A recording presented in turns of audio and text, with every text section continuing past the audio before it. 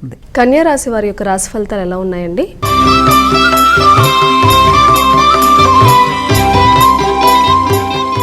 కన్యా రాశి వాళ్ళకి ఈ రోజున ఆదాయం విషయంలో కానీ, వ్యక్తులతో మాట్లాడే విషయంలో కానీ కొన్ని ఆటంకాలు లాంటివి ఏర్పడడం, లేకపోతే అంటే రావాల్సిన ధనాదాయంలో ఇబ్బందులు, తర్వాత సమయానికి చేద్దాం అనుకున్న కార్యక్రమంలో ఏదో ఒక అనుకోని ఇబ్బందుల వల్ల కొంత చికాకులు ఉంటాయి. కాబట్టి వీలైనంతవరకు ప్లానింగ్ మంచిగా పెట్టుకుని ముందుకు వెళ్ళడం చాలా అవసరం.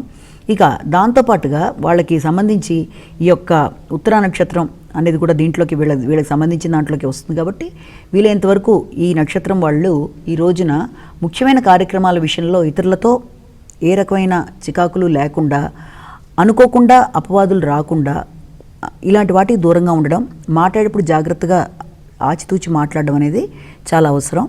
ఇక దాని తర్వాత మనం తీసుకున్నట్లయితే తర్వాత దీంట్లోకి వచ్చేది మనం హస్త కూడా అనుకున్నాం. కాబట్టి ఈ హస్త నక్షత్రం 4 పాదాల వాళ్ళు కూడా ఉదయం అంటే పొద్దున సమయంలో మాత్రం కార్యక్రమాల్లో ఏదైనా ఇబ్బందులుండి కార్య ఆటంకాలు ఉన్నప్పటికీ తర్వాత నుంచి మాత్రం కార్యక్రమాలన్నీ కూడా చాలా సులువుగా ముందుకు వెళ్ళిపోతాయి.